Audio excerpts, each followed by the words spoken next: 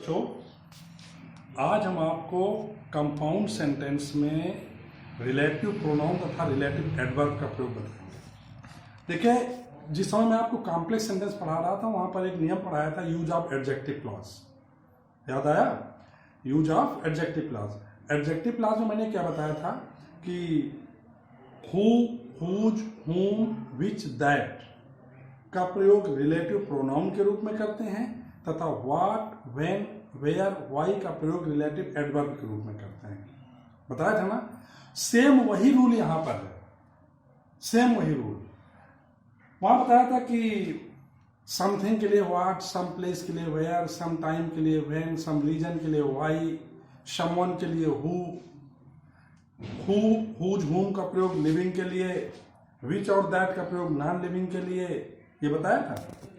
Same वही rule है, अंतर क्या है इतना ध्यान दीजिए।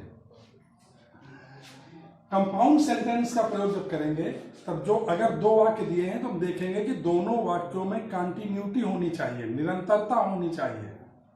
पहली चीज ध्यान देंगे कि अगर दो वाक्य दिए हैं तो दोनों में कंटिन्यूटी होनी चाहिए। रिलेटिव प्रोनाउन के रूप में हु, हुज, हुम, विच, दैट का प्रयोग करेंगे। रिलेटिव एडवर्ब के रूप में व्हाट, व्हेन, वेयर, व्हाई का प्रयोग करेंगे। हु, हुज, हुम का प्रयोग लिविंग थिंग्स के लिए करेंगे। विच और दैट का प्रयोग नॉन लिविंग थिंग्स के लिए करेंगे। और ये मैंने बताया है कि समथिंग के लिए व्हाट, सम प्लेस के लिए वेयर, सम टाइम के लिए व्हेन और सम रीजन के लिए व्हाई का प्रयोग। अंतर क्या है? एक चीज इसमें और है कि इनका प्रयोग वाक्य में जहां कहीं भी हम करेंगे, इनके पहले इनका एंटेसिडेंट यानी पूर्ववर्ती, मतलब जिसके लिए इनका प्रयोग किया जा रहा है वो शब्द इनके ठीक पहले होना आवश्यक होता है। अच्छा, कंपाउंड सेंटेंस में एंटेसिडेंट यानी पूर्ववर्ती, यानी जिनके लिए इनका प्रयोग किया जा रहा है, और रिलेटिव प्रोनाउन या रिलेटिव एडवर्ब के बीच में कामा का प्रयोग आवश्यक है। यही इस नियम की मेन। तो आपको कौन से पॉइंट देखने हैं? पहली चीज कि वाक्यों में निरंतरता होनी चाहिए, कंटिन्यूटी होनी चाहिए, बाकी रूल आपको मालूम है। और दूसरी चीज कि रिलेटिव प्रोनाउन या रिलेटिव एडवर्ब का प्रयोग वाक्य में जहां भी करेंगे उसके पहले उसका एंटेसिडेंट जरूर यूज होगा। और तीसरी चीज कि एंटेसिडेंट और रिलेटिव प्रोनाउन या रिलेटिव एडवर्ब के बीच में कामा जरूर होगा। अब देखिए एग्जांपल, जैसे सेंटेंस है,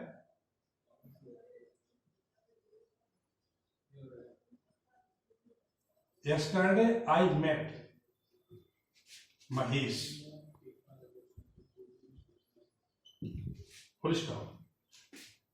He was a lecturer.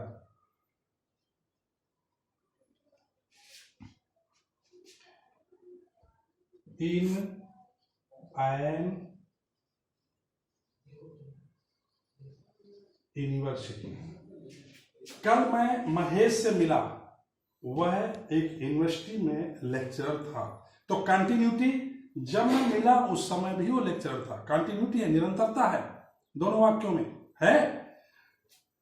Relative pronoun या रिलेटिव एडवर्ब का प्रयोग चाहे हम कॉम्प्लेक्स में करें या कंपाउंड में करें, अंतर थोड़ा सा है। कंपाउंड में निरंतरता होनी चाहिए और दोनों के बीच में कामा लगना चाहिए। जा शब्द की प्रधानता होती है, जो कि, जिन्हें, जिसका, जिसे, जहां, ये सब जरूर आएंगे। अब देखिए सेंटेंस है, yesterday I met Mahesh, he was a lecturer in an university. कल मैं महेश से मिला, वो एक यूनिवर्सिटी में लेक्चरर था। अब हम हिंदी में जोड़ रहे हैं, कल मैं मिला महेश से जो कि एक विश्वविद्यालय में लेक्चरर था। तो जब वाक्य बनाएंगे तो बन जाएगा yesterday I met महेश। अब महेश लिविंग थिंग है, इसलिए हु का प्रयोग हो जाएगा। Who was a lecturer in an university. अब देखिए ये सेंटेंस बना दिया मैंने, I met Mahesh who was a lecturer in an university, लेकिन ये सेंटेंस कॉम्प्लेक्स में है। और हम पढ़ रहे हैं कंपाउंड। तो अगर अब यहां पर हु जो है वो रिलेटिव प्रोनाउन है, महेश इसका एंटेसिडेंट है, जो हु का प्रयोग महेश के लिए ही प्रयोग किया गया है, तो ये कॉम्प्लेक्स है। लेकिन अगर एंटेसिडेंट और रिलेटिव प्रोनाउन के पहले हम कामा लगा दें तो ये कंपाउंड हो जाएगा। बस इतना ही डिफरेंस है, समझ गया ना। तो रिलेटिव प्रोनाउन और एंटेसिडेंट, सीधी सीधी बात कि रिलेटिव प्रोनाउन या रिलेटिव एडवर्ब के पहले अल्प विराम यानी कामा का प्रयोग अवश्य होगा, तभी वो कंपाउंड होगा। कामा नहीं लगाएंगे तो कॉम्प्लेक्स हो जाएगा। क्लियर? एक एग्जांपल और देखिए, जैसे है ही शॉट अ बर्ड, उसने एक पक्षी को मारा, full stop, it flu away.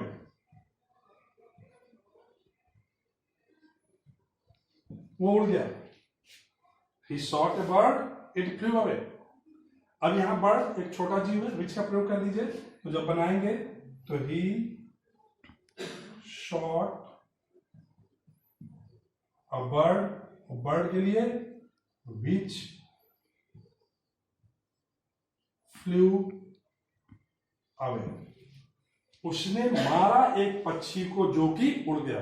यानी मारते ही क्विक एक्शन है, जैसे ही मारा वैसे ही पक्षी उड़ गया।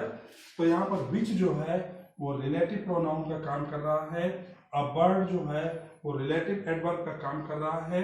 विच बर्ड के लिए यूज हुआ है। अब ये तो कॉम्प्लेक्स है, लेकिन कंपाउंड में क्या करेंगे, इनके दोनों के बीच में कामा लग जाएगा, रिलेटिव प्रोनाउन के पहले कामा लग जाएगा। ठीक, अब देखिएगा तीसरा सेंटेंस, जैसे we went to Lucknow,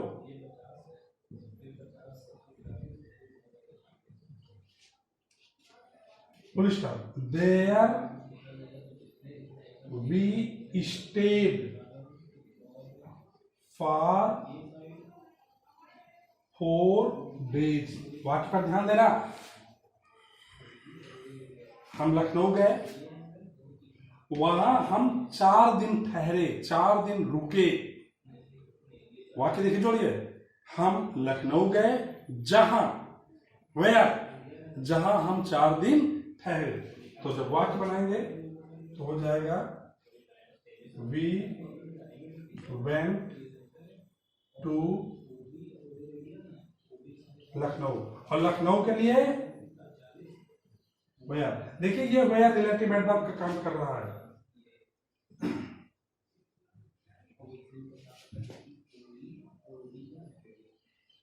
relative adverb का काम कर रहा, लखनऊ उसका एंटेसिडेंट है। तो where we stayed for 4 days. तो यहां पर लखनऊ जो है वो एंटेसिडेंट है किसका, वेयर का। वेयर रिलेटिव एडवर्ब है, वेयर रिलेटिव एडवर्ब होता है।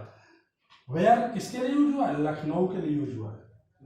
लेकिन ऐसी स्थिति में ये वाक्य कॉम्प्लेक्स में है, हम पढ़ रहे हैं कंपाउंड, तो हम वेयर के पहले अगर कामा लगा दें तो ये कंपाउंड हो जाएगा। यानी विशेष ध्यान दीजिए कि इसमें कामा का कितना प्रॉपर यूज है। अब इसका चौथा, यानी हम लखनऊ गए जहां हम 4 दिन ठहरे। अच्छा, एक वाक्य और हम कह रहे हैं, चौथा है I last year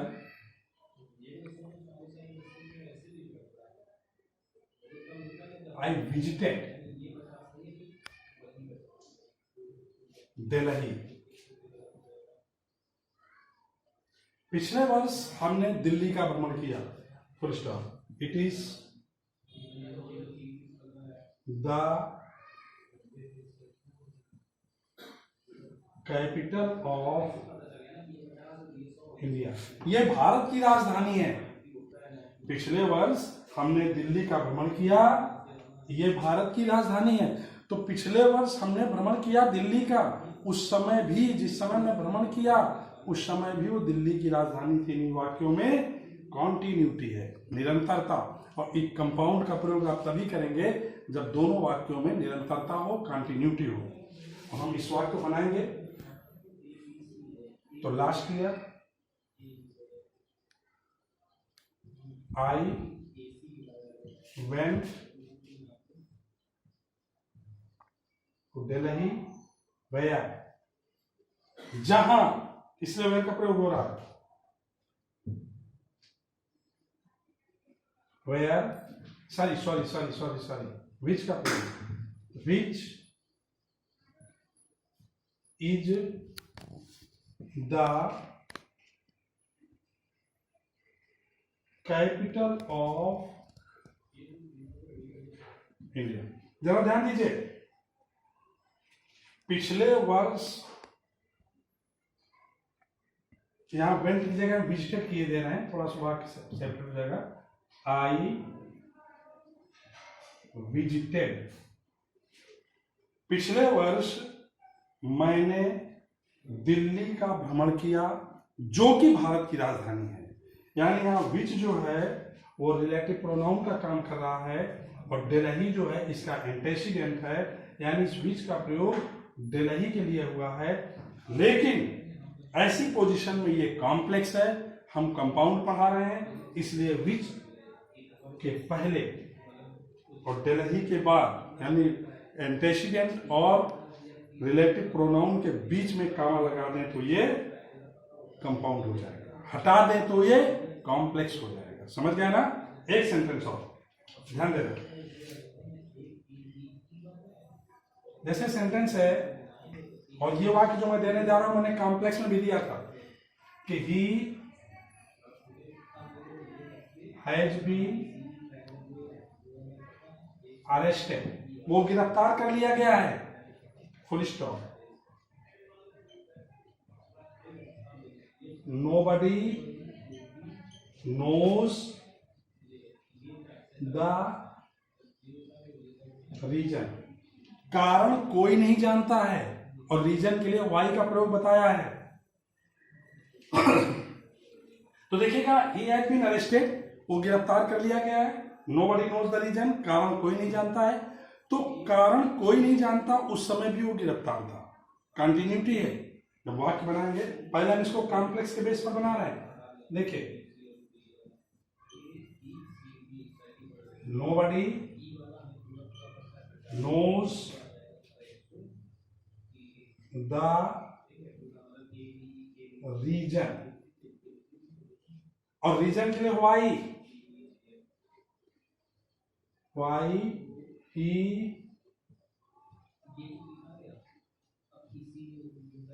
has been arrested, कोई नहीं जानता है कारण क्यों वह गिरफ्तार किया गया है। तो अब है तो ये कॉम्प्लेक्स हो गया। यहां एक चीज और आपको याद दिलाना चाह रहे हैं, ध्यान दीजिएगा कि ये सेंटेंस कॉम्प्लेक्स में है, लेकिन ये वाई जो है रिलेटिव एडवर्ब का काम कर रहा है। अगर वाई के पहले हम द रीजन शब्द हटा दें, वाई के पहले द रीजन हटा दें, द एंटेसिडेंट हटा दें, तो ये नाउन क्लास का सेंटेंस हो जाएगा, फिर वाई कंजंक्शन का काम करने लगेगा। याद आया होगा, मैंने बताया था, जब नाउन क्लास पढ़ाया था तब भी बताया था, जब एडजेक्टिव क्लास पढ़ाया था तब भी बताया था। लेकिन वाई के पहले अगर द रीजन यानी एंटेसिडेंट के रूप में लिखा है तो ये कॉम्प्लेक्स है।